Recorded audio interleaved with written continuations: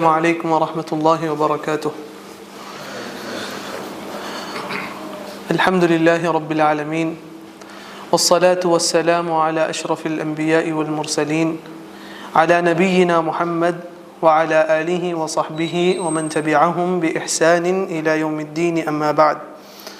قال الله عز وجل: يا أيها الناس اتقوا ربكم الذي خلقكم من نفس واحدة وخلق منها زوجها وبث منهما رجالا كثيرا ونساء واتقوا الله الذي تساءلون به والأرحام إن الله كان عليكم رقيبا.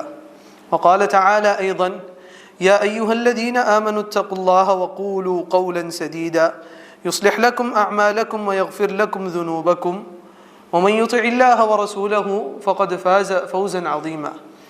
وقال تعالى أيضا: يا أيها الذين آمنوا اتقوا الله حق تقاته ولا تموتن إلا وأنتم مسلمون. وقال الله عز وجل في موضع آخر: وإنك لعلى خلق عظيم. أما بعد. இன்றைய தலைப்பு இஸ்லாம் கூறும் அழகிய பண்பாடுகள். இன்ஷா அல்லாஹ் இன்றைய இந்த தலைப்பிலும் இறுதி வரையும் பண்பாடுகள் என்ற வார்த்தைக்கு அஹ்லாக் என்ற வார்த்தையை பயன்படுத்தி இன்ஷா அல்லாஹ் பேசுவோம். இப்போ இந்த அஹ்லாக் என்று சொன்னால் மக்கள் எப்படி இதை புரிந்து வைத்திருக்கிறார்கள்? அஹ்லாக் என்று சொன்னால் சிலர் நினைத்து கொண்டிருக்கிறார்கள் இது ஒரு தனிப்பட்ட ஒரு அமல் என்று நினைத்து கொண்டிருக்கிறார்கள். எப்படி தொழுகை ஒரு அமலோ, ஒரு நேரம் குறிக்கப்பட்ட ஒரு அமலோ, ஜகாத் காலம் குறிக்கப்பட்ட ஒரு அமலோ, மற்ற மற்ற அமல்களை போன்று இது ஒரு தனிப்பட்ட அமல் என்று சிலர் நினைத்து வைத்திருக்கிறார்கள். ஆனால் உண்மையில் பார்த்தால் அஹ்லாக் என்பது ஒரு மனிதன் அவனோட வாழ்க்கையோட ஓட்டத்தில் அனைத்து பகுதிகளிலும் அவன் ஒரு மூச்சு சுவாசிக்கும் பொழுதும் அவனிடம் இருக்க வேண்டிய ஒன்று தான் அஹ்லாகுல் ஹசனா, அழகிய பண்பாடுகள். அதில் இந்நேரத்தில் நான் இந்த அஹ்லாக்கை எடுத்துக்கொள்வேன், இந்நேரத்தில் நான் இதை விட்டுவிடுவேன் என்று சொன்னால் அவன் அதில் முழுமை அடையவில்லை.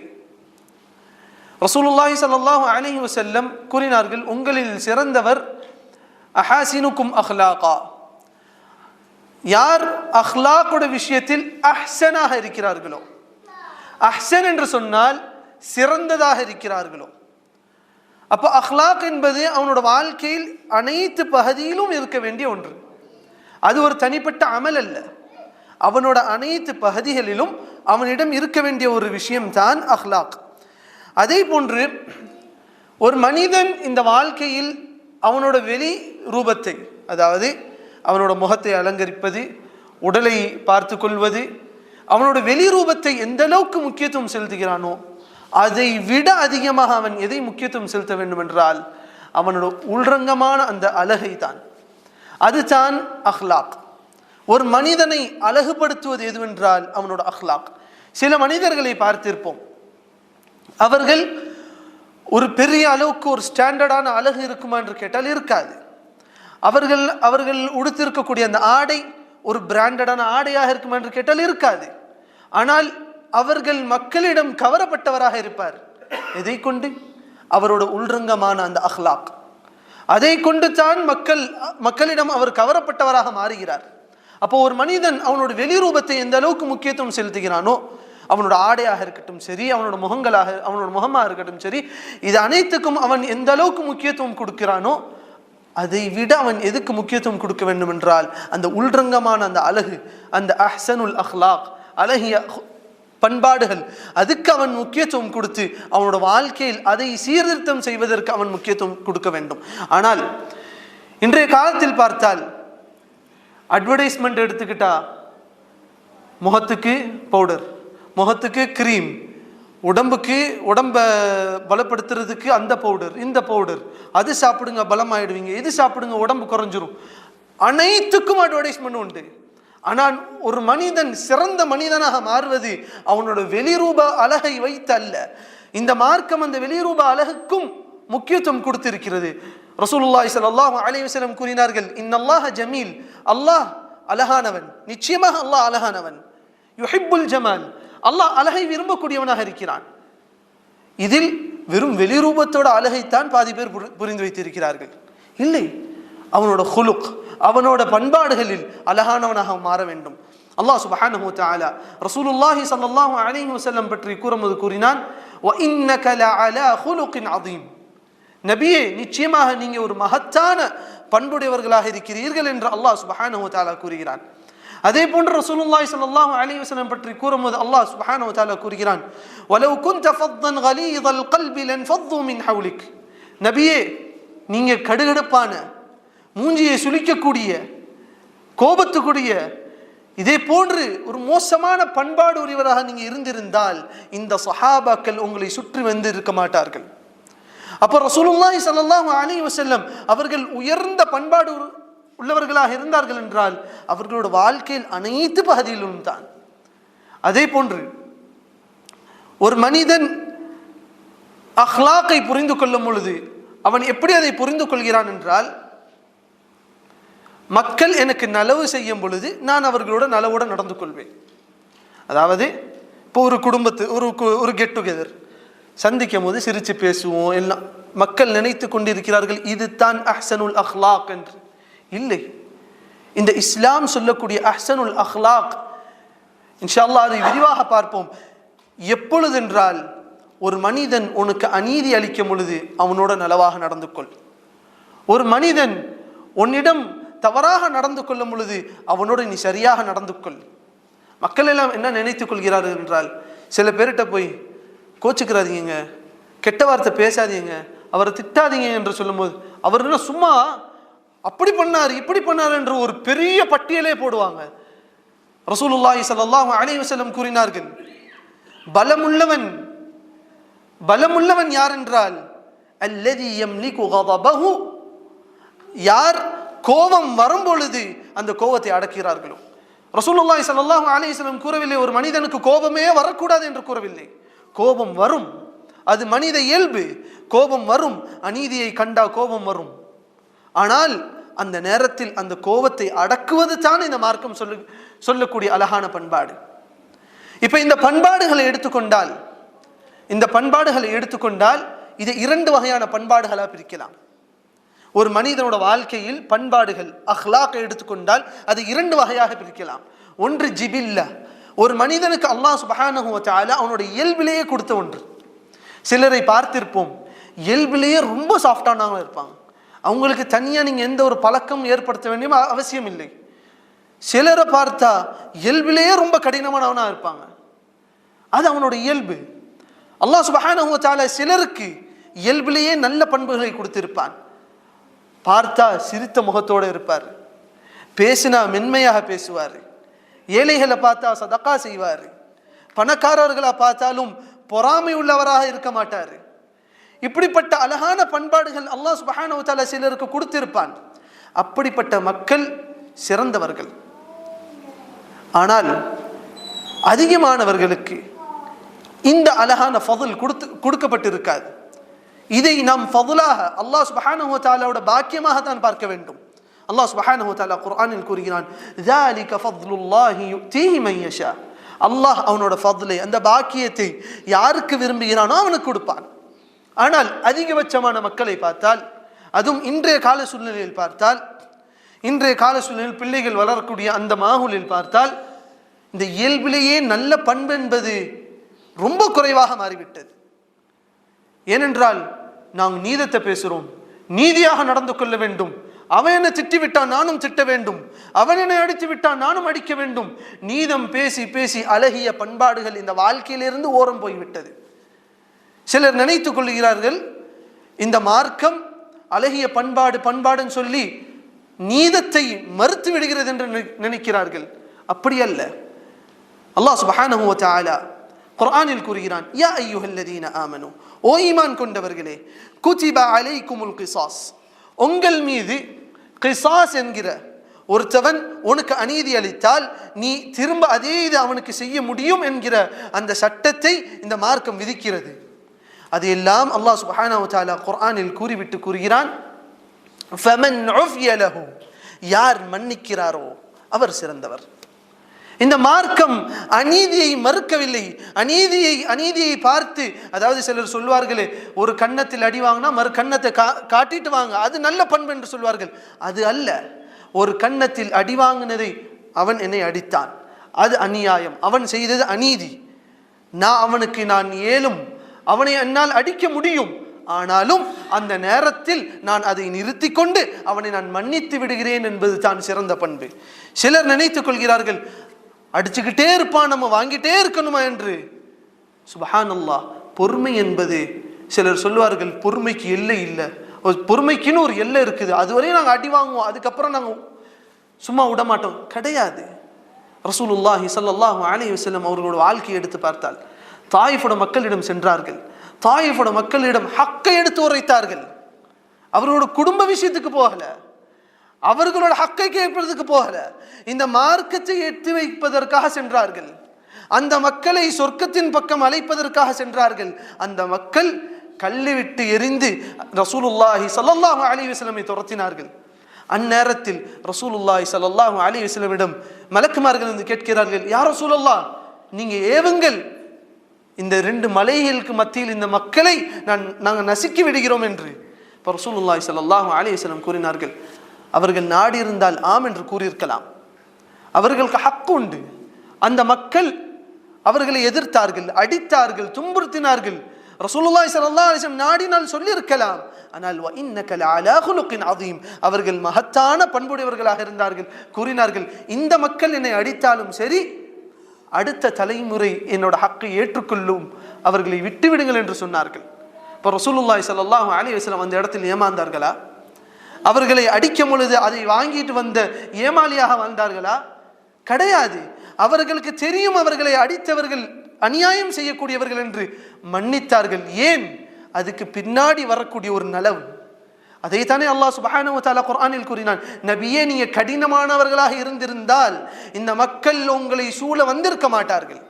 அப்போ சிலர் நினைத்துக் கொள்கிறார்கள், இந்த மார்க்கம் சொல்லக்கூடிய நல்லவனாயிரி, நல்ல பண்பாயிரி என்றால் சிலர் நினைத்துக் கொள்கிறார்கள் வாழ்க்கையில ஏமாலியா வாழ வேண்டியது தான். சிலர் எப்படின்னா, அவன் என்னை அடிச்சாங்க, என்னை துன்புறுத்தினாங்க, மன்னிச்சிட்டாங்க, பரவாயில்ல, நல்லா இருக்கட்டும். இதுக்கு சிலர் எப்படி பதில் கொடுப்பார்கள் என்றால், நீலாம் ஏமாலிடா, பொழைக்க தெரியாதவன்டா என்று சொல்வார்கள்.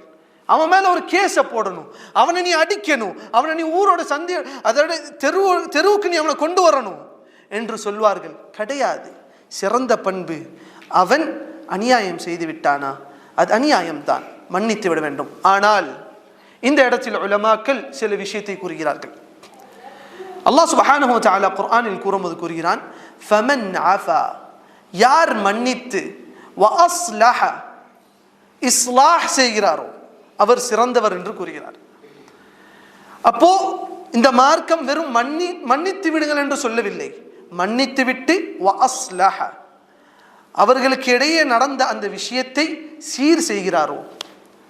அப்ப சில இடங்களில் சிலருக்கு அநீதி செய்யும் பொழுது, தனக்கு ஒரு மனிதன் அநீதி செய்திருந்தால் அவனை நான் மன்னித்து விட்டு விட்டால் அவன் இப்படியே அனைவருக்கும் அநீதி செய்து கொண்டிருப்பான் என்று கண்டால் அந்த இடத்தில் அந்த மனிதன் இஸ்லாஹ் செய்ய வேண்டும், அந்த மனிதனை திருத்த வேண்டும் என்றால் அந்த இடத்தில் கோபப்படலாம்.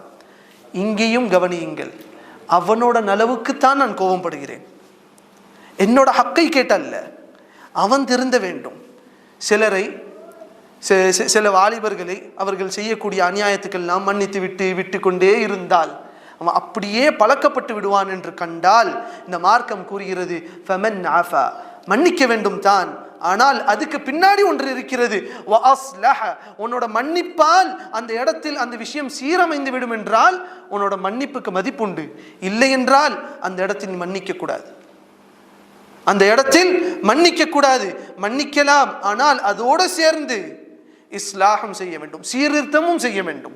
இது இந்த மார்க்கம் சொல்லி தரக்கூடிய ஒரு விஷயம். அப்ப இந்த அஹ்லாக் என்பது ஒரு மனிதனோட வாழ்க்கையில் அவன் எதிர்பாராத நேரத்திலும் பயன்படுத்த வேண்டிய ஒரு விஷயம் தான், ஒரு அமல் தான் இந்த அஹ்லாக். சரி, கடைசியில் இந்த அஹ்லாக் என்றால் என்ன? இந்த மார்க்கத்தில் அனைத்து விஷயங்களையும் அஹ்லாக் என்று சொல்லிக் கொண்டு போகலாம். சதகா கொடுப்பது நல்ல பண்பு, நேரத்துக்கு தொழுவது நல்ல பண்பு, சிரித்து பார்ப்பது நல்ல பண்பு. இந்த அனைத்து வகையான அஹ்லாக்குகளையும் உலமாக்கள் 3 விஷயத்தில் உள்ளடக்கினார்கள்.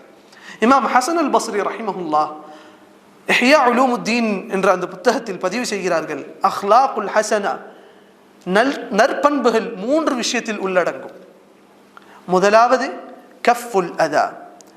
முதலாவது கூறினார்கள் கஃபுல் அதா, ஒரு மனிதனுக்கு துன்புறுத்தம் செய்வதை விட்டு ஒதுங்கிக் கொள்வது.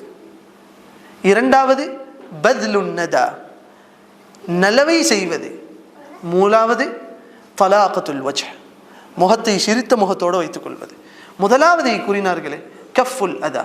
ரசூலுல்லாஹி ஸல்லல்லாஹு அலைஹி வஸல்லம் அரஃபாவோட தினத்தில் அந்த மலையில் ஏறி கூறினார்கள், ஒரு முஃமினோட இரத்தம் புனிதமானது, ஒரு முஃமினோட செல்வம் புனிதமானது, ஒரு முஃமினோட அந்தஸ்து புனிதமானது.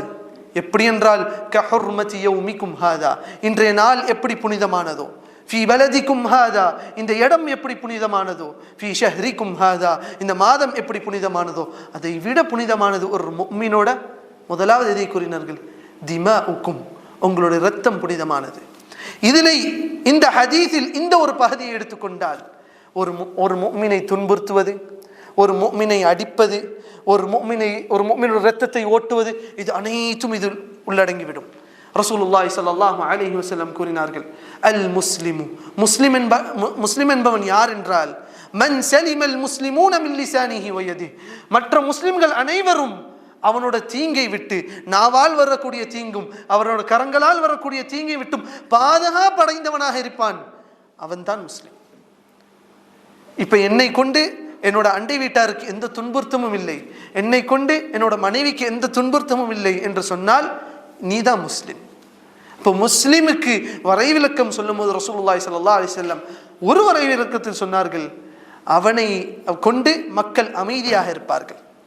இரண்டாவது ரசூலுல்லாஹி ஸல்லல்லாஹு அலைஹி வஸல்லம் கூறினார்கள், ஒரு முஃமினோட செல்வம் புனிதமானது, அதிலும் நற்பண்புகளை பேண வேண்டும். ஒரு முஸ்லிமோட செல்வத்திலும் இன்னொரு முஸ்லிம் நற்பண்புகளை பேண வேண்டும். சுப்ஹானல்லாஹ், நிறைய மக்கள் வியாபாரத்தில் இருக்கிறோம், நிறைய மக்கள் பணத்தோடு ஈடுபடுகிறோம். அந்த நேரத்தில் முக்கியமானது, இவன் தானே, இவனுக்கு கணக்கு தெரியாது என்று சொல்லி சிலரை மோசடி செய்வது. நிலத்தை அளக்கும் பொழுது அவனுக்கு தெரியாது என்று சொல்லி நிலத்தை நீட்டுவது. சுப்ஹானல்லாஹ், இது அனைத்தும் அநியாயத்தில் வரும். இதுவும் ஒரு கெட்ட பண்பில் ஒன்று தான். மூன்றாவது ரசூலுல்லாஹி ஸல்லல்லாஹு அலைஹி வஸல்லம் கூறினார்கள், ஒரு மனிதனோட அந்தஸ்து, ஒரு முஃமினோட கண்ணியம் பேணப்பட வேண்டும். சுப்ஹானல்லாஹ், இதை எடுத்துக்கொண்டால் சிலர் நினைத்துக் கொள்கிறார்கள், ஒரு முஸ்லிமோட கண்ணியம் பேணப்பட வேண்டும் என்றால் என்னோட குடும்பத்தில் இருக்கக்கூடிய முஸ்லிம்கள், என்னோட ஊருக்காரர்கள், என்னோட மக்கள், இவர்களோட கண்ணியத்தை நான் பேணுவேன், இவர்களோட அந்தஸ்தை நான் பேணுவேன் என்று நினைத்துக் கொள்கிறார்கள். இது சிலர் எப்படி இருக்கிறார்கள் என்றால், இந்த உலகத்தில் எங்கேயோ இருக்கக்கூடிய ஒரு முஸ்லீம் துன்புறுத்தப்படும் போது இவனுக்கு கோபம் வரும், அவனும் முஸ்லீம் தானே, அவனுக்கும் நாம் போராட வேண்டும் தானே என்றெல்லாம் நினைப்போரும். ஆனா பக்கத்து வீட்டில் இருக்கக்கூடிய ஒரு முஸ்லீமோட கண்ணியத்தில் விளையாடுவான், பக்கத்தில் இருக்கக்கூடிய ஒரு முஸ்லீமோட கண்ணியத்தில் விளையாடுவான். நன்றாக தெரிந்து கொள்ளுங்கள், நாம் வாழக்கூடிய இந்த ஊரு அனைத்து வகையான மக்களும் இருக்கக்கூடிய ஒரு ஊர், முஸ்லிம்களிலே பல நாட்டை சேர்ந்த முஸ்லிம்கள் வாழக்கூடிய ஊர், அனைவரும் முஸ்லிம் தான். அந்த இஸ்லாம் என்கிற அந்த விஷயத்தில் யாருக்கும் எந்த பாகுபாடும் கிடையாது. அது அனைத்தும் பேண வேண்டும், பேணப்பட வேண்டும். இது தான் ஒரு சிறந்த முஸ்லிம், அவனோட நற்பண்போட அடையாளம். ஒரு உதாரணம் சொல்ல வேண்டும் என்றால், இன்றைய காலத்தில் பார்க்கிறோம், நாங்கள் இந்தியாவை சார்ந்தவர்கள் நம்ம அண்டை நாட்டை சார்ந்தவர்களை பார்த்து ஏளனமாக பார்ப்பது, பாகிஸ்தான் நாட்டை சார்ந்த முஸ்லிம்களை பார்த்து ஏளனமாக பார்ப்பது, பங்காளி முஸ்லிமை பார்த்து ஏளனமாக பார்ப்பது, எத்தனை முஸ்லிம்களுக்கு மத்தியில் இது இருக்கிறது. நாம் நம்மளையே கேட்டுக்கொண்டால் தெரியும், அவன் பெங்காலிங்க, அவனும் முஸ்லிம் தான். ரசூலுல்லாஹி ஸல்லல்லாஹு அலைஹி வஸல்லம் கூறினார்கள், உங்களில் சிறந்தவர் தக்வா உடையவர். அல்லாஹ் சுப்ஹானஹு வ தஆலா கூறினான், யா அய்யுஹன் நாஸ், ஓ மனிதர்களே, இன்னா خلقناكم من ذكر وانثى, நாம் உங்களை ஒரு ஆணும் ஒரு பெண்ணிலும் இருந்தும் படைத்தோம். وجعلناكم شعوبا, உங்களை சமுதாயமாக பிரித்தோம். وقبائل, கோத்திரமாக பிரித்தோம். எதற்காக? பெருமை அடித்துக் கொள்வதற்காகவா? நான் அவனை விட்டு சிறந்தவன், என்னோட ஊர் அவனோட ஊரை விட்டு சிறந்தவன் என்று சொல்வதற்காகவா? இல்லை, லிதஆரஃபு, தெரிந்து கொள்வதற்காக. இப்ப இந்த இடத்துல 2-3 அப்துல்லா இருக்கிறார்கள் என்றால், ஸ்ரீலங்காவை சேர்ந்த அப்துல்லா, இந்தியாவை சேர்ந்த அப்துல்லா, பங்களாதேஷை சேர்ந்த அப்துல்லா என்று சொல்வதற்காக மட்டும்தான் அந்த பிரிவினை. மற்றபடி அதனால் இவன் உயர்ந்தவன் இவன் தாழ்ந்தவன் என்று ஒரு முஃமின் நினைப்பான் என்றால், அவன் அந்த முஸ்லிமுக்கு கொடுக்க வேண்டிய கண்ணியத்தை அவன் மாறு செய்து விட்டான். அதை கூறிவிட்டு அல்லாஹ் சுப்ஹானஹு வ தஆலா இறுதியாக இதை கூறினான், இன்ன அக்ரமக்கும் இன்தல்லாஹி அத்காக்கும், உங்களில் சிறந்தவர் அல்லாஹ்விடம் அத்காக்கும், உங்களில் யார் தக்வா உடையவர் என்று. இந்த ஆயத்துக்கு முந்தைய வசனங்களில் அல்லாஹ் சுப்ஹானஹு வ தஆலா ஒரு விஷயத்தை சொல்லி காமிக்கிறான். யா அய்யுஹல்லதீன ஆமனு, ஓ ஈமான் கொண்டவர்களே, லா யஸ்கர் கௌமுன் மின் கௌம், உங்களில் ஒரு சமுதாயம் இன்னொரு சமுதாயத்தை பார்த்து கேலி செய்ய வேண்டாம். சுபஹானல்லாஹ். இன்றைய காலத்தில் பார்க்கிறோம், நான் இந்தியாவை சார்ந்தவங்க, அவனை விட சிறந்தவன், என்னோட அந்தஸ்து வேற, நாங்கள் நல்ல வேலையில் இருப்போம், அவங்கெல்லாம் லேபர் கேட்டகரி மக்கள், அவங்கள்ட்ட அது இருக்காது இது இருக்காது எல்லாம் சொல்கிறோம். அல்லாஹ் சுப்ஹானஹு வ தஆலா எதை கூறுகிறான் என்று தெரியுமா? லா யஸ்கர் கௌமுன் மின் கௌம், ஒரு சமுதாயம் இன்னொரு சமுதாயத்தை பார்த்து கேலி செய்ய வேண்டாம். அஸா அன் யகூனு கைரம் மின்ஹும், நீங்க யாரை பார்த்து கேலி செய்கிறீர்களோ அவர்கள் அல்லாஹ்விடம் உங்களை விட சிறந்தவர்களாக இருக்கலாம். ரசூலுல்லாஹி ஸல்லல்லாஹு அலைஹி வஸல்லம் கூறினார்கள், சில மனிதர்கள் இருப்பார்கள் இந்த உலகத்தில், அஷ்அஸ அக்பர், அவர்களோட தலைமுடி பரட்டையாக இருக்கும், அவர்களை தூசி சூழ்ந்தவர்களாக இருப்பார்கள். நமக்கு வெளிப்படையில் பார்க்கும்போது அந்தஸ்துல குறைஞ்சவ மாதிரி இருப்பான். ஆனால் லவ் அக்ஸம அலல்லாஹி அபர்ர, அவன் அல்லாஹ் மீது சத்தியம் செய்து ஒரு விஷயத்தை கூறினால் அது நடக்கும் என்று ரசூலுல்லாஹி ஸல்லல்லாஹு அலைஹி வஸல்லம் கூறினார்கள். நாம் நினைத்து கொண்டிருக்கிறோம் இந்த ஆடையை கொண்டு நான் உயர்ந்தவனாக மாறிவிட்டேன். இது அல்ல ரசூலுல்லாஹி ஸல்லல்லாஹு அலைஹி வஸல்லம் நமக்கு சொல்லி தந்த நற்பண்புகள். நற்பண்புகள் இந்த இடத்திலும் பேணப்பட வேண்டும். சிலர் நினைத்து கொண்டிருக்கிறார்கள், 4 பெங்காலியை கூப்பிட்டு வச்சு சாப்பாடு கொடுத்துட்டா நான் தான் நல்ல குலுக்குடையவன் என்று நினைத்துக் கொள்கிறார்கள். அது அல்ல. அந்த பெங்காலியோட ஒன்றுக்கு வந்து சாப்பிடும் மனது வர வேண்டும், அவனோடு நானும் ஒன்றாக பழக வேண்டும், அவனை என்னோடு சமமாக நான் நினைக்க வேண்டும். இது அனைத்திலும் பழகப்பட வேண்டும், இது அனைத்திலும் பேணப்பட வேண்டும். அதுதான் நற்பண்புகள். இப்போ ஒரு மனிதன் என்னென்ன இடத்தில் இந்த நற்பண்புகளை பேண வேண்டும்? ரசூலுல்லாஹி ஸல்லல்லாஹு அலைஹி வஸல்லம் அவர்களோட வாழ்க்கையை எடுத்துக்கொண்டால், சுப்ஹானல்லாஹ், அவர்களோட வாழ்க்கையை எடுத்துக்கொண்டால் ரசூலுல்லாஹி ஸல்லல்லாஹு அலைஹி வஸல்லம் கூறினார்கள், இன்னமா புஇஸ்து லிஉதம்மிம மகாரிமல் அக்லாக். சிலரிடம் சொன்னால் மார்க்கம் இந்த நல்ல பண்பு சொல்லுதுங்க பேணிக்கோங்க என்று சொன்னால், இல்லைங்க அது இப்படி தாங்க செய்யணும் என்று சொல்வார்கள். என்னமோ மார்க்கம் நற்பண்புகள் போதிக்கக்கூடிய விஷயத்தில் குறை வைத்து விட்டதை போன்றே பேசுவார்கள். ரசூலுல்லாஹி ஸல்லல்லாஹு அலைஹி வஸல்லம் கூறினார்கள், நான் எதற்கு அனுப்பப்பட்டேன் என்று தெரியுமா? லிஉதம்மிம மகாரிமல் அக்லாக், பண்பாடுகளை பூர்த்தி செய்வதற்கு என்று சொல்லவில்லை, மகாரிமல் அக்லாக், பண்பாடுகளிலேயே மிக கண்ணியமான பண்பாடுகள் சிலது இருக்குமே, அந்த விஷயத்தை பூர்த்தி செய்வதற்காக வந்திருக்கிறேன் என்று ரசூலுல்லாஹி ஸல்லல்லாஹு அலைஹி வஸல்லம் கூறினார்கள். அவர்களோட வாழ்க்கையோட உதாரணத்தை எடுத்து பார்த்தால், ஒரு கல்வியே இல்லாத பகுத்தறிவு இல்லாத, அதாவது ஒரு ஜெனரல் நாலேஜ் என்று சொல்லுவோமே, பொது அறிவு இல்லாத அப்படிப்பட்ட மக்களிடமும் ரசூலுல்லாஹி ஸல்லல்லாஹு அலைஹி வஸல்லம் சிறந்த பண்பாடுவர்களாக இருந்தார்கள். அதற்கு ஒரு உதாரணம் தான், எல்லாருக்கும் தெரிந்த ஒரு உதாரணம் தான். ஒரு முறை ரசூலுல்லாஹி ஸல்லல்லாஹு அலைஹி வஸல்லம் பள்ளிவாயில் அமர்ந்திருக்கிறார்கள். ஒரு அராபி, அதாவது கிராமத்தான்னு சொல்லுவோமே அப்படிப்பட்ட ஒரு அராபி. அராபிகள் எப்படிப்பட்டவர்கள் என்றால், எழுதி படிக்க தெரியாது. இன்னைக்கும் சில பதுவுகளை பார்த்தா தெரியும், அவங்களோட குணத்தால் ரொம்ப கடினமானவர்களாக இருப்பார்கள். ஆனால் அந்த கடினத்தை நாடுகிறார்கள் என்று கேட்டால் கிடையாது. பழகினால் ரொம்ப நல்லவர்களாக இருப்பார்கள், ஆனால் கடினமான வார்த்தைகளை பேசுவார்கள். எந்த அளவுக்கு என்றால், ஒரு முறை ரசூலுல்லாஹி ஸல்லல்லாஹு அலைஹி வஸல்லமிடம் ஒரு அராபி வந்து கூறுகிறார், யா ரசூலல்லாஹ், நீங்க எங்களுக்கு ஒரு சஹாபி அனுப்பினீர்கள் தொழு வைப்பதற்காக, அவர் நீண்ட குர்ஆனை ஓதுகிறார், லா நஅரிஃபு மா யுதந்தினு, அவர் என்ன முணுமுணுக்கிறார் என்று எனக்கு புரியவில்லை யா ரசூலல்லாஹ் என்று சொல்ற அளவுக்கு அவர்களுக்கு அறிவு இருக்காது. அவர்களுக்கு அந்த அளவுக்கு, அவர்கள் அரபியர்கள் தான், ஆனால் அந்த அளவுக்கு அவர்கள் புரியாது அவர்களுக்கு.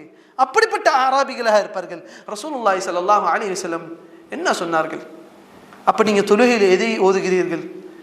இல்லையா ரசூலுல்லாஹ், நான் சும்மா திக்ர்களை ஓதிட்டு நான் தொழுதுருவேன். இப்போ ரசூலுல்லாஹி ஸல்லல்லாஹு அலைஹி வஸல்லம் சொல்லலை, உங்களுக்கு படிப்பறிவு இல்லை, நீ உங்களுக்கு படிக்க தெரியல, முன்னேறணும், நீங்க இப்படியே வாழ்க்கையில் இருந்தால் சரி வராது சொல்லவில்லை. நுதந்தினு ஹவுலமா துதந்தினு, நீங்க எதை முணுமுணுக்கிறீர்களோ அதைத்தான் நாங்களும் முணுமுணுக்கிறோம் என்று சொன்னார்கள். அவர்களுக்கு புரிய வைத்தார்கள், நீங்களும் எங்களை போன்ற ஒருத்தவர் தான்.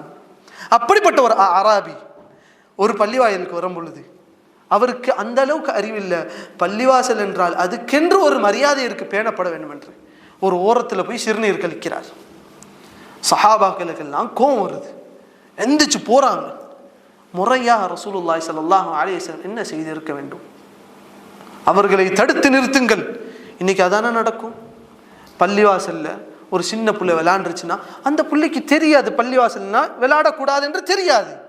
முதல்ல ஒரு திட்டம் போட வேண்டியது, தொழுது முடிச்சதுக்கு பிறகு யாரும் பிள்ளைகளை கொண்டு வர வேண்டாம். ரசூலுல்லாஹி ஸல்லல்லாஹு அலைஹி வஸல்லம் காலத்தில் ஒரு பெண்மணி குழந்தையை கொண்டு வந்திருந்தார்கள். அந்த குழந்தை அழுத சத்தம் கேட்ட பின்னாடி ரசூலுல்லாஹி ஸல்லல்லாஹு அலைஹி வஸல்லம் தொழுகையை சுருக்கினார்கள். அல்லாஹ்விடம் தொழுது கொண்டிருந்தார்கள், அந்த தொழுகையை சுருக்கினார்கள். தொழுததுக்கு பின்னாடி ரசூலுல்லாஹ் சொன்னாங்களா குழந்தைகளை யாரையும் கொண்டு வர வேண்டாம் என்று? தொழுகைக்கு பாதிப்பாக இருக்குது என்று சொன்னார்களா? இல்லை. அப்படி வந்த அராபி சிறுநீர் கழித்து கொண்டிருக்கும் போது சஹாபாக்கள்லாம் எந்திரிச்சு ஓடுனாங்க. ரசூலுல்லாஹி ஸல்லல்லாஹு அலைஹி வஸல்லம் என்ன சொன்னாங்க? தஅஹு, அவரை விடுங்கள், முடித்து விடட்டும், அவரோட தேவையை முடித்து விடட்டும். எந்த இடத்துலங்க? பள்ளிவாசல், மஸ்ஜிதுன் நபவி. ரசூலுல்லாஹி ஸல்லல்லாஹு அலைஹி வஸல்லம் கூறின, ரசூலுல்லாஹி ஸல்லல்லாஹு அலைஹி வஸல்லம் ஒரு ஹதீஸில் கூறினார்கள், எப்படி இப்ராஹிம் அலைஹிஸ்ஸலாம் மக்கா மாநகரத்தை புனிதமாக ஆக்கினார்களோ நான் இந்த மதீனாவை புனிதமாக ஆக்கிறேன். அப்படிப்பட்ட அந்த மதீனாவோட பூமியில் இது நடக்கிறது. ரசூலுல்லாஹி ஸல்லல்லாஹு அலைஹி வஸல்லம் பள்ளிவாயில் நடக்கிறது. விடுங்கள் என்று சொல்லிவிட்டு அதோட ரசூலுல்லாஹ் நிறுத்தல.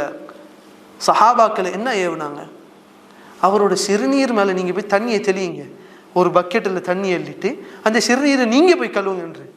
இன்னைக்கு உள்ள தொண்டனிட சொன்னா என்ன தலைவரை, அவன் செய்யற அநியாயத்துக்கு நான் கீழே போகணுமா? அவன் அநியாயம் செய்யறான், நீங்க அதை தட்டி கேட்காதது முத தப்பு, அது ரெண்டாவது நான் அதை போய் கழுவணுமா என்று அந்தஸ்து எல்லாம் மனதில் வந்துவிடும், கௌரவம் மனதில் வந்துவிடும். சஹாபாக்கள் கட்டுப்பட்டார்கள், தண்ணி எடுத்து வந்தார்கள், ஊத்தினார்கள். ரசூலுல்லாஹி ஸல்லல்லாஹு அலைஹி வஸல்லம் வ இன்னக லஅலா குலுகின் அதீம், சிறந்த பண்பாடுகளாக இருந்தார்கள். அந்த மனிதரை கூப்பிட்டு சொன்னார்கள், இது பள்ளிவாசல், அல்லாஹ்வை திக்ர் செய்யக்கூடிய இடம், இந்த இடத்தை புரிந்து கொண்டான். இது தான் ஒரு மனிதனோட அழகிய பண்பாடு. அவனோட தாவாக இருக்கட்டும் சரி, அவனோட லேசான வாழ்க்கையாக இருக்கட்டும் சரி, அதில் இருக்க வேண்டும். நம்மளாம் எப்படி இருக்கிறோம்? ஒருத்தவன் ஏதாவது செய்து விடட்டும், பொது அறிவு இல்லைங்க அவனுக்கு, எதுவுமே இல்லைங்க, நீ அப்படித்தான் என்று மட்டம் தட்டுகிறோம். அப்படி செய்யக்கூடாது. ரசூலுல்லாஹி ஸல்லல்லாஹு அலைஹி வஸல்லம் அழைத்து அழகான முறையில் எடுத்து உரைத்தார்கள். ரசூலுல்லாஹி ஸல்லல்லாஹு அலைஹி வஸல்லம் ஒரு ஹதீஸில் கூறுகிறார்கள், தஅவாவில் ஈடுபடக்கூடியவர்கள் இதை நன்றாக கேட்டுக்கொள்ள வேண்டும். பஷீரு யஸ்ஸீரு வலா துஅஸ்ஸீரு, லேசாக்குங்கள் இந்த மார்க்கத்தை மக்களுக்கு, அதுக்குன்னு ஹராமில ஹலாலாக்குங்க என்று சொல்லலை. இந்த ஹதீஸை நிறைய பேர் பயன்படுத்தி ஹிஜாபு போடுவதற்கு சிலர் என்ன சொல்றாங்க, மார்க் என்ன சொல்லுது, லேசாக்குங்க, எங்களுக்கு ஹிஜாபை அணிய முடியணுங்க, லேசாக்குங்க, நாங்கள் ஹிஜாபை கலட்டிட்டு வர்றோம் என்று சொல்றாங்க. அதுக்கல்ல இந்த ஹதீஸ். யஸ்ஸிரு என்றால் மார்க்க சட்டங்களை மக்களுக்கு எடுத்து சொல்லும் பொழுது ரொம்ப கடினமாக சொல்லாதீர்கள். வலா துஅஸ்ஸிரு, கடினப்படுத்தாதீர்கள் இந்த மார்க்கத்தை. பஷிரு, நன்மாராயங்கள் சொல்லுங்கள். வலா துனஃபிரு, மக்களை ஓட செய்யாதீர்கள். நீங்க சொல்லக்கூடிய அந்த வார்த்தையில் போதனையில் சில பேர் நசீஹத்து செஞ்சாலே 4 பேர் ஓடி போயிடுவான். அப்படி அல்ல. ரசூலுல்லாஹி ஸல்லல்லாஹு அலைஹி வஸல்லம் அழைத்து மென்மையாக கூறினார்கள், இதுதான் அழகிய பண்பாடு. அதே போன்று ரசூலுல்லாஹி ஸல்லல்லாஹு அலைஹி வஸல்லம் இவ்வளோ பெரிய தலைவராக இருந்தார்கள். அவர்களுக்கு நுபுவத்து கிடைத்ததே 40 வயதில், மதீனாவுக்கு வந்தது 53 வயதில். அப்ப அவர்கள் மதீனாவில் ஒரு தலைவனாக இருக்கும் பொழுது அவர்களோட வயது 53 வயது. ஆனால் அவர்கள் சிறுவர்களோடு இருந்த அந்த அழகிய பண்பாடு இருக்கிறது. சுப்ஹானல்லாஹ். இன்றைய காலத்தில் ஒரு தலைவன் தொண்டர்களில் என்ன நடக்குது என்று கூட தெரியாது. தொண்டர்களில் யார் யாருக்கு என்னென்ன பேர் இருக்குதுன்னு கூட தெரியாது. ரசூலுல்லாஹி ஸல்லல்லாஹு அலைஹி வஸல்லம் சிறுவர்களோட பேர் முதல் கொண்டு ஞாபகம் வைத்திருந்தார்கள். ஒரு அழகான ஒரு சம்பவம். ஒரு சிறுவன் இருந்தான், உமைர் என்று சொல்லி ஒரு சிறுவன் இருந்தான். அந்த சிறுவன் ஒரு புறாவோ ஒரு பறவையை உணவாளத்து கொண்டிருந்தான். அந்த பறவை செத்து போயிடுச்சு. தலைவனை என்ன பண்ணலாம்? ஒரு 10 பறவை வாங்கி கொடுக்கலாம், ஒரு 100 பறவை வாங்கி கொடுக்கலாம். ரசூலுல்லாஹி ஸல்லல்லாஹு அலைஹி வஸல்லம் அதை செய்யவில்லை. இன்றைய காலத்து தலைவர்கள் அதை செய்வார்கள். ஒரு புறாதான செத்துருச்சு, நான் 10 வாங்கி தரேன் என்று அவர்களுடைய செல்வத்தை அங்கே காமிப்பார்கள். ரசூலுல்லாஹி ஸல்லல்லாஹு அலைஹி வஸல்லம் அதை காமிக்கவில்லை. அழகான பண்பாடை இங்கே காமித்தார்கள். அந்த சிறுவன் பள்ளிக்கு வரும்போது கேட்டார்கள். அந்த சிறுவனை முதல் கொண்டு ஞாபகம் வைத்திருந்தார்கள். அது முதல் இடம். இரண்டாவது கேட்டார்கள், யா உமைரே மா ஃபஅலன் நுகைர், உன்னோட பறவைக்கு என்ன ஆகிவிட்டது? ரசூலுல்லாஹ்க்கு தெரியும் அந்த பறவை மரணிச்சிருச்சுண்டு. அந்த சிறுவனோட வாயிலிருந்து கேட்க வேண்டும். அந்த சிறுவனோட கவலையை அந்த சிறுவனோட வாயிலிருந்து கேட்க வேண்டும். யா ரசூலல்லாஹ், அது மரணிச்சிருச்சு யா ரசூலல்லாஹ் என்று சொன்னார்கள். இந்த இடத்தில் ஒரு முக்கியமான விஷயத்தை கவனிக்க வேண்டும். ரசூலுல்லாஹி ஸல்லல்லாஹு அலைஹி வஸல்லம் வெறுமனே அந்த சிறுவனிடம் பேச வேண்டும் என்று பேசவில்லை. அவனோட எமோஷனோட நானும் கலந்து கொள்ள வேண்டும். அது சிறுவனாக இருக்கட்டும் சரி, பெரியவர்களாக இருக்கட்டும் சரி, அதோடு நான் கலந்து கொள்ள வேண்டும் என்று கலந்து கொள்ளும் பொழுது என்ன ஆகிறது என்றால் அந்த சிறுவனோட மனதில் ஒன்று வந்துவிடும். ரசூலுல்லாஹி ஸல்லல்லாஹு அலைஹி வஸல்லம் என்னையும் கவனிக்கிறார்கள். அதே போன்று தானே ஒரு முறை ரசூலுல்லாஹி ஸல்லல்லாஹு அலைஹி வஸல்லம் போருக்கு சென்று விட்டு திரும்பும் பொழுது ஒரு சஹாபி, எத்தனையோ ஆயிரம் சஹாபாக்கள் இருந்திருப்பார்கள், அதில் ஒரு சஹாபியிடம் கேட்டார்கள், யா ஜாபிரே திருமணம் ஆகிவிட்டதா? ஏன் இன்னும் திருமணம் செய்யாமல் இருக்கிறீர்கள்? ஒரு தலைவருக்கு இது தேவையா? நாட்டோட வேலை எத்தனை இருக்கும், படையை ஒன்றாக கொண்டு போய் மதீனால போய் சேர்க்கணும், எத்தனை வேலை இருக்கும், அடுத்தடுத்தது என்ன போர் வருது, மக்களோட அந்த காலத்தில் இன்னொன்று, அதாவது ஹெல்த் மினிஸ்ட்ரின்னு தனியா இல்லை, ஃபைனான்ஸ் மினிஸ்ட்ரின்னு தனியா இல்லை, எல்லாமே ரசூலுல்லாஹி ஸல்லல்லாஹு அலைஹி வஸல்லம் தான். அப்போ எந்த அளவுக்கு பொறுப்பு இருந்துக்கும், அந்த பொறுப்புக்கும் மத்தியில் ரசூலுல்லாஹி ஸல்லல்லாஹு அலைஹி வஸல்லம் அந்த சஹாபியிடம் கேட்டார்கள், யா ஜாபிர் திருமணம் முடிக்கவில்லையா? இப்போ சொன்னார்கள், யா ரசூலுல்லாஹ் நான் கல்யாணம் முடிச்சிட்டேன். இப்போ ரசூலுல்லாஹி ஸல்லல்லாஹு அலைஹி வஸல்லம் அதோட நிப்பாட்டல, அஸய்யிபுன் அம் பிக்ர், கன்னி பெண்ணா அல்லது விதவை பெண்ணை நீங்க திருமணம் முடித்தீர்களா என்று கேட்கும்போது, யா ரசூலுல்லாஹ் நான் விதவை பெண்ணை தான் திருமணம் முடித்தேன், ஏனென்றால் எனக்கு சகோதரிகள் உண்டு, அந்த சகோதரிகளை வளர்க்க வேண்டும். ரசூலுல்லாஹி ஸல்லல்லாஹு அலைஹி வஸல்லம் அதோட நிப்பாட்டவில்லை. கேட்டார்கள், ஜாபிரே நீங்க ஒரு பிக்ர், ஒரு கன்னி பெண்ணை கல்யாணம் முடித்திருந்தால் அந்த பெண் உன்னோட விளையாண்டு இருக்கும், நீ அவளோட விளையாண்டு இருக்கலாமே. அந்த வாலிபனோட எமோஷன், அந்த வாலிபனோட உணர்வோட ரசூலுல்லாஹி ஸல்லல்லாஹு அலைஹி வஸல்லம் பேசினார்கள். இதுதான் ரசூலுல்லாஹி ஸல்லல்லாஹு அலைஹி வஸல்லம் பொதுமக்களோடு இருந்தது. ஆனால் இன்றைய காலத்தில் பார்க்கிறோம், சிலர் இருக்கிறார்கள் பொதுமக்களோடெல்லாம் நல்லவர்களாக இருப்பார்கள், அழகாக இருப்பார்கள், சிரித்து பேசுவார்கள், கண்ணியமாக நடந்து கொள்வார்கள், எல்லாம் நடக்கும். வீட்டுக்கு வந்தா சிங்கம். ஊர் மக்களிடம் அப்படியே பூனை மாதிரி இருப்பாரு, சொல்ற பேச்செல்லாம் கேட்பாரு, சிரிப்பாரு, இங்க இருந்து அங்க போனா போவாரு, எல்லா பேச்சும் கேட்பாரு.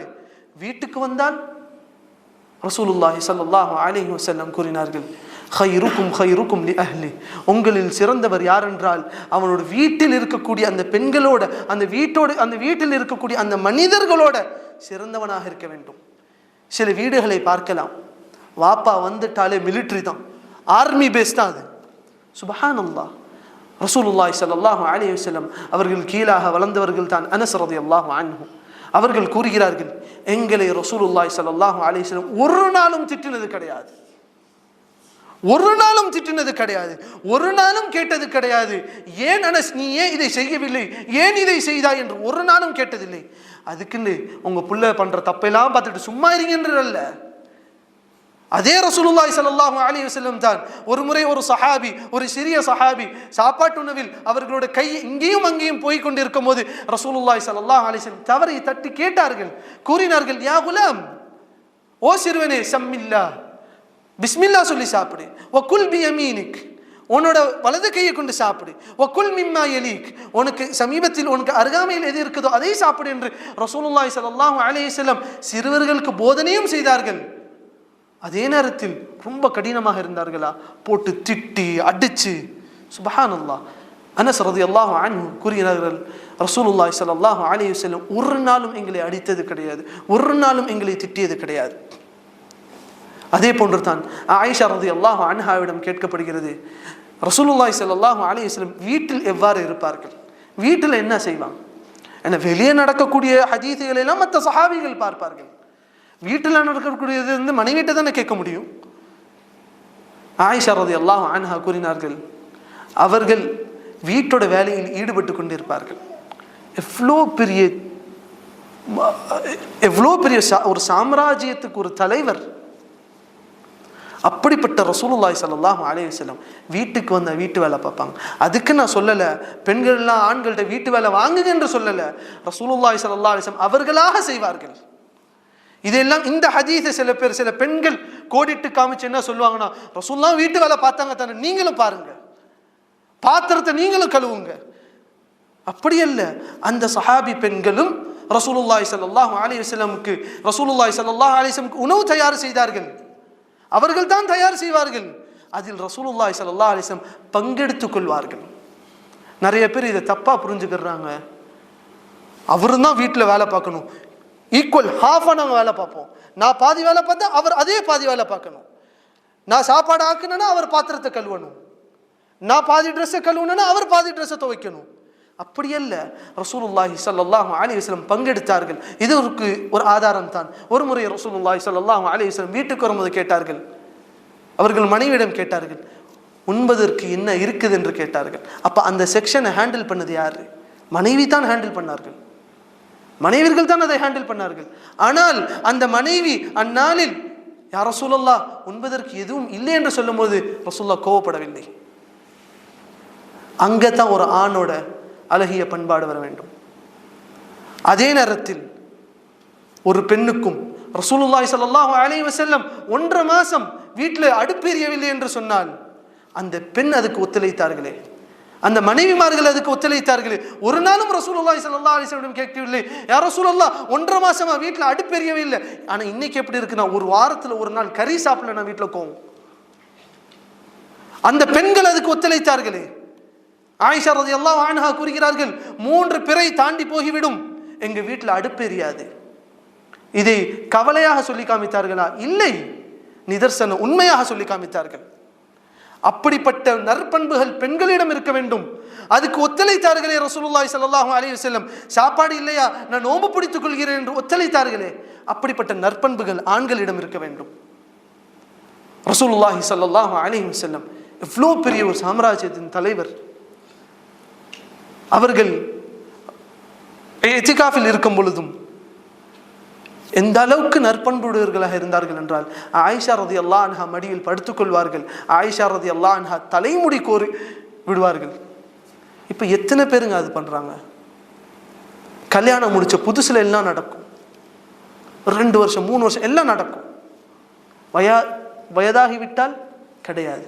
ரசூலுல்லாஹி ஸல்லல்லாஹு அலைஹி வஸல்லம் இதை எந்த வயதில் செய்தார்கள்? 53 வயது தாண்டினதுக்கு பிறகு இதுவும் செய்தார்கள். அதே ரசூலுல்லாஹி ஸல்லல்லாஹு அலைஹி வஸல்லம் வீட்டு பெண்களோடு எப்படி இருந்தார்கள் என்று சொல்லும் பொழுது, அவர்களோட மரண தருவாயில் இருக்கிறார்கள். ரசூலுல்லாஹி ஸல்லல்லாஹு அலைஹி வஸல்லம் ஒரு வழக்கம் இருந்தது, ஒரு மனைவிக்கும் ஒரு தினத்தை ஒதுக்கி வைத்திருப்பார்கள். இந்த மனைவிக்கு இந்த நாள், இந்த மனைவிக்கு இந்த நாள். ரசூலுல்லாஹி ஸல்லல்லாஹு அலைஹி வஸல்லம்க்கு அனைத்து மனைவிகளிலும் ஆயிஷா ரலியல்லாஹு அன்ஹா கொஞ்சம் பாசம் கூட. அப்போ ஒரு மனைவியோட வீட்டையும் கழித்துக் கொள்கிறார்கள். இது எப்போ? அவர்களோட மரணத்துக்கு சில நாட்களுக்கு முன்பாக. அவர்கள் உடம்பு முடியாமல் இருக்கிறாங்க. அப்போ அந்த நேரத்தில் ஒரு மனைவியிடம் கேட்கிறார்கள், எப்பொழுது ஆயிஷாவோட நாள் வரும், எப்பொழுது ஆயிஷாவோட நாள் வரும்? ஏன் அந்த அளவுக்கு ஆயிஷா ரலியல்லாஹு அன்ஹா விரும்பினார்கள். அந்த இடத்திலும் அந்த பெண்களோட ஒரு நற்பண்பு அவர்கள் புரிந்து கொண்டார்கள். ரசூலுல்லாஹி ஸல்லல்லாஹு அலைஹி வஸல்லம் ஆயிஷா ரலியல்லாஹு அன்ஹா வீட்டில் மரணிக்க விரும்புகிறார்கள். அப்ப அவர்கள் அனுமதி கொடுத்தார்கள், நீங்க ஆயிஷா ரலியல்லாஹு அன்ஹா வீட்டுக்கு போங்க என்று. இந்த இடத்தில் ஒரு அழகிய பண்பு எது என்றால், ரசூலுல்லாஹி ஸல்லல்லாஹு அலைஹி வஸல்லம் நாடி இருந்தால் நான் ஆயிஷா ரலியல்லாஹு அன்ஹா வீட்டுக்கு போறேன் என்று சொல்லி போயிருக்கலாம். ஆனா மனைவிமார்களிடம் பெர்மிஷன் கேட்டார்கள். இதுக்கு நான் சொல்லவில்லை ஆண்கள் எல்லாம் செய்யக்கூடிய எல்லா வேலைக்கும் பொண்டாட்டிட்ட பெர்மிஷன் கேளுங்க என்று சொல்லவில்லை. அவர்களோட ஹக்கில் கை வைக்கும் போது அனுமதி கேட்டார்கள். இதுதான் ரசூலுல்லாஹி ஸல்லல்லாஹு அலைஹி வஸல்லம். ரசூலுல்லாஹி ஸல்லல்லாஹு அலைஹி வஸல்லம் அவரோட வாழ்க்கையில் சிறுவர்களோடு சிறந்தவர்களாக இருந்தார்கள். ஒரு அழகிய ஒரு சம்பவம். ரசூலுல்லாஹி ஸல்லல்லாஹு அலைஹி வஸல்லம் ஒரு நாள் ஒரு பாத்திரத்துல பால் வருது வீட்டுக்கு. சஹாபாக்கள்லாம் சுத்தி கொண்டிருக்கிறாங்க. வலதுபுறத்தில் ஒரு சிறிய ஒரு சஹாபி, சிறுவன். இடதுபுறத்தில் அபூபக்கர் ரலியல்லாஹு அன்ஹு. இதுல யாருங்க அந்தஸ்துல உயர்ந்தவங்க? சிறுவனா அபூபக்கர் ரலியல்லாஹு அன்ஹு. எல்லாரும் சொல்லுவோம் ரசூலுல்லாஹி ஸல்லல்லாஹு அலைஹி வஸல்லமுக்கு பிறகு அபூபக்கர் தான் சிறந்தவர் என்று சொல்லுவோம். ஆனால் ரசூலுல்லாஹி ஸல்லல்லாஹு அலைஹி வஸல்லம் அந்த ஹக்கை பேணின விஷயத்தில் இந்த பாலை வலதுபுறத்தில் தானே கொடுக்க வேண்டும். அந்த சிறுவனிடம் அனுமதி கேட்டார்கள். சிறுவனே, நீ அனுமதி கொடுத்தால் நான் அபூபக்கரிடம் கொடுப்பேன். ரசூலுல்லாஹி ஸல்லல்லாஹு அலைஹி வஸல்லம் நாடி இருந்தால் என்னோட நண்பர் என்று சொல்லி முதல்ல கொடுத்திருக்கலாம். ஆனால் இது ஹக், இது பேணப்பட வேண்டும். சிறுவனாக இருக்கட்டும் சரி, புறக்கணிக்கப்படக்கூடாது.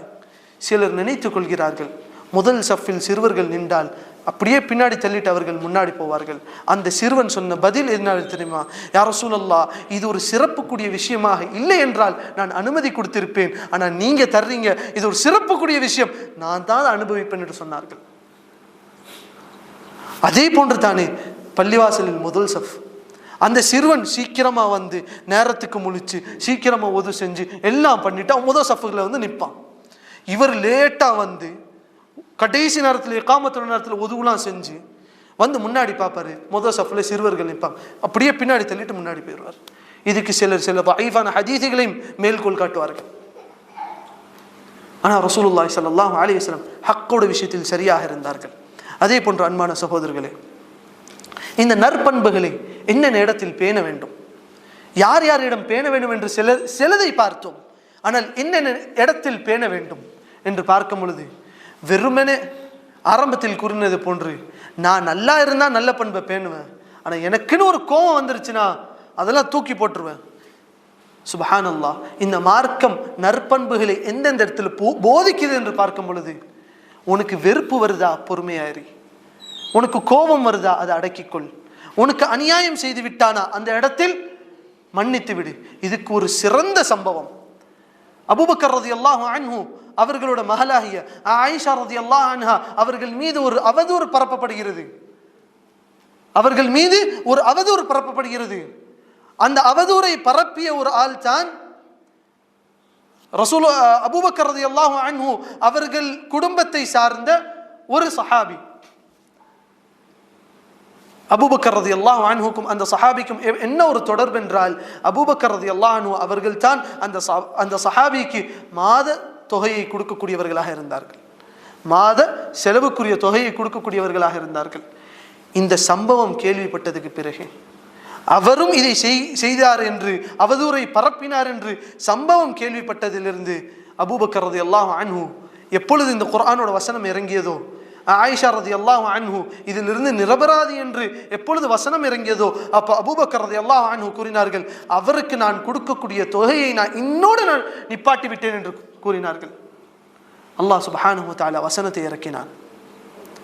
நாம் எல்லாம் சிந்தித்து பாருங்கள், இந்த இடத்தில் எப்படிப்பட்ட வசனத்தை அல்லாஹ் இறக்கி இருக்க வேண்டும்.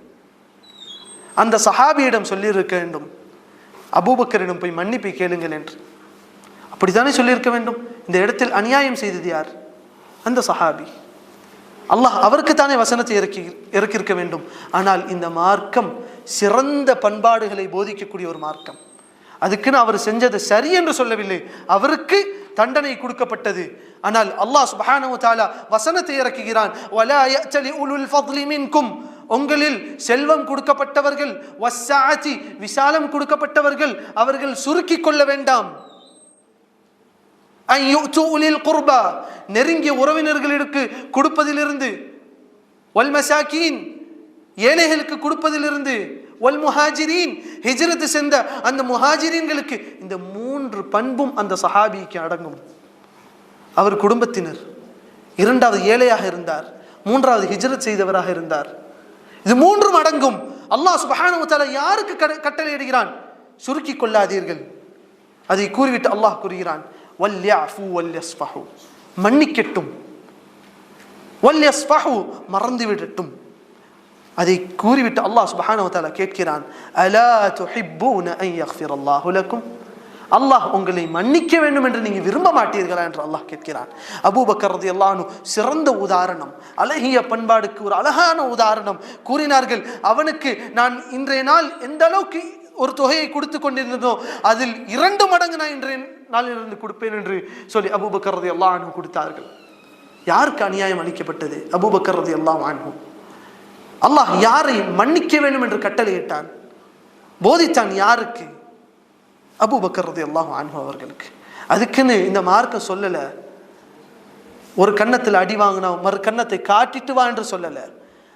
அடி வாங்கினதை அது தவறு என்று சொல்லு, சொன்னதுக்கு பிறகு மன்னித்து விடு, மறந்து விடு. அதே போன்று தான் சில இடங்களில் இந்த மார்க்கம் அருவருப்பாக இருக்கும், அந்த இடத்தில் பொறுமையாக இரு என்று சொல்லுது. இறுதியாக இதை சொல்லி முடித்துக் கொள்கிறேன்.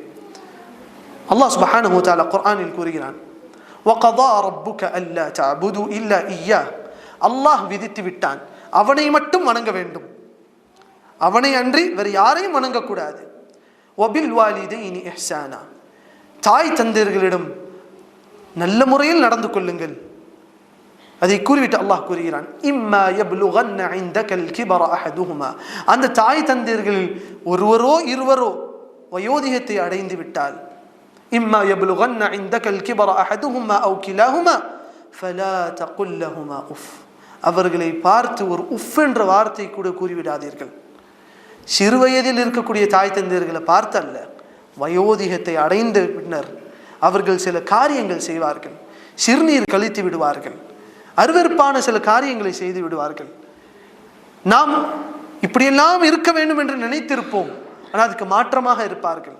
நம்மளோட ஒரு லைஃப் ஸ்டாண்டர்ட் ஒன்று இருக்கும், ஆனால் ஊர் கிராமத்திலேருந்து நம்மளோட தாய் தந்தையர்கள் வந்து இருப்பார்கள், இந்த லைஃப் ஸ்டாண்டர்டோ அவர்கள் வாழ மாட்டார்கள். அப்படியெல்லாம் நடக்கும், அனைத்தும் நடக்கும். அவரோட வயோதிகத்தின் காரணமாக சில விஷயங்களை செய்வார்கள், இது எல்லாம் செய்வார்கள். மார்க்கம் கூறுகிறது, அவர்கள் வயோதிகத்தை அடைந்ததுக்கு பின்னாடியும், அவர்கள் இந்த காரியங்களை நாம் செய்த பின்னாடியும் உஃப் என்று கூறாதீர்கள் என்று மார்க்கம் கூறுகிறது. அந்த நேரத்தில் உஃப் வரும் என்று மார்க்கம் சொல்லுது. அந்த நேரத்தில் உஃப் என்ற வார்த்தை வரும், ஒரு இயல்பில் ஒரு மனிதனுக்கு வரும். ஏன் எங்க அம்மா இப்படி செய்யறாங்க, ஏன் எங்க வாப்பா இப்படி செய்யறாங்க, புரிஞ்சு கொள்ள மாட்டேங்கிறாங்களே என்று சொல்லி அந்த நேரத்தில் நம்ம சொல்லக்கூடியது ஹக்காக கூட இருக்கலாம், சத்தியமாக கூட இருக்கலாம். ஆனால் மார்க்கம் கூறுகிறது, வலா தகுல் லஹுமா உஃப், அவர்களை பார்த்து நீங்க உஃப் என்ற ஒரு வார்த்தை கூட கூறிவிடாதீர்கள். அப்ப அருவருப்பாக சிலது நடக்கும், அதை புறக்கணிங்கள் என்று மார்க்கம் சொல்லவில்லை. கண்ணுக்கு முன்னாடி தெரிந்தாலும் அது அருவருப்பாக இருக்கிறதா, பொறுமையாக இருங்கள் என்று மார்க்கம் கூறுகிறது. அப்போ அழகிய பண்பாடு என்றால், இந்த உரையோட முடிவுரையில் கூறுகிறேன், அழகிய பண்பாடு என்றால் நான் நல்லா இருக்கும் போது மற்றவங்கள்ட்டே நான் நல்லா இருப்பேன், அவன்கிட்ட நல்லவனா இருந்தா நான் அவன்கிட்ட நல்லவனா இருப்பேன் என்று அல்ல. சிலர் சொல்லுவாங்க, நல்லவனுக்கு நல்லவன் கெட்டவனுக்கு கெட்டவன் என்று சொல்லுவாங்க. சுப்ஹானல்லாஹ், இந்த மார்க்கம் சொல்லக்கூடிய அழகிய பண்பாடுகளுக்கு டோட்டலி ஆப்போசிட். ரசூலுல்லாஹி ஸல்லல்லாஹு அலைஹி வஸல்லம் கூறினார்கள், லைஸல் வாஸிலு பில் முகாஃபி, உறவை சேர்ந்து நடக்கக்கூடியவன் யாரு? அதாவது அவன் எனக்கு நல்லது செஞ்சா நான் அவனுக்கு நல்லது செய்வேன், எங்க மாமா எனக்கு நல்லது செஞ்சா அவருக்கு நான் நல்லது செய்வேன், எங்க மச்சான் எனக்கு நல்லது செஞ்சா நான் அவருக்கு நல்லது செய்வேன். இது அல்ல உறவை பேணுவது. இன்னமல் வஸலு, அதாவது உறவை பேணுவது எது என்றால், இதா கதஅஹு ரஹிம் யஸில்லு, அவனை பிச்சு கொண்டு போனாலும் அதை அவன் பேணுவான், அவர்களை சந்தித்து பேசுவான், அவர்களோட நலவாக நடந்து கொள்வான். அப்போ நம்ம எதிர்பாராத சில விஷயங்கள் நடந்தாலும் மார்க்கம் கூறுகிறது, நல்ல பண்பை எடுத்து முன்னாடி வை. அதுக்குன்னு மார்க்கம் அநீதிக்கு ஒத்துப்போன்று சொல்லவில்லை. கடைசிவரையும் கூறுகிறேன், மார்க்கம் அநீதிக்கு ஒத்துப்போ என்று சொல்லவில்லை. நீதத்தை மார்க்கம் முன்னெடுத்து வைக்கிறது. ஆனால் அந்த நீதத்துக்கு முன்பாக எதை எடுத்து வைக்கிறது என்றால் அழகிய பண்பாடுகளை மார்க்கம் எடுத்து வைக்கிறது. அதனால் அழகிய பண்பாடுகளை நம்முடைய வாழ்க்கையில் எல்லா இடங்களிலும் யாரை பார்த்தாலும் சரி, நம்ம ஊராக இருக்கட்டும் சரி, எந்த ஊராக இருக்கட்டும் சரி, நம்ம மொழியை பேசக்கூடியவர்களாக இருக்கட்டும் சரி, எந்த மொழியை பேசக்கூடியவராக இருக்கட்டும் சரி, அழகிய பண்பாடை முன்னெடுத்து வைப்போம். மனிதநேயம் என்கிற அடிப்படையில் அல்ல, இந்த இஸ்லாம் கூறக்கூடியது என்ற அடிப்படையில் அந்த அழகிய பண்பாடுகளை முன்னெடுத்து வைப்போம். அல்லாஹ் சுப்ஹானஹு வ தஆலா எதை கேட்டோமோ அதன்படி அமல் செய்வதற்கு அல்லாஹ் நம் அனைவருக்கும் தௌஃபீக் செய்வானாக. வ ஆகிரு தஅவானா அனில் ஹம்துலில்லாஹி ரப்பில் ஆலமீன். வ அகூலு கௌலி ஹாதா வ அஸ்தக்ஃபிருல்லாஹல் அஸீம் லி வ லக்கும் ஃபஸ்தக்ஃபிருஹு இன்னஹு வல் கஃபூருர் ரஹீம். ஜஸாக்குமுல்லாஹு கைரா.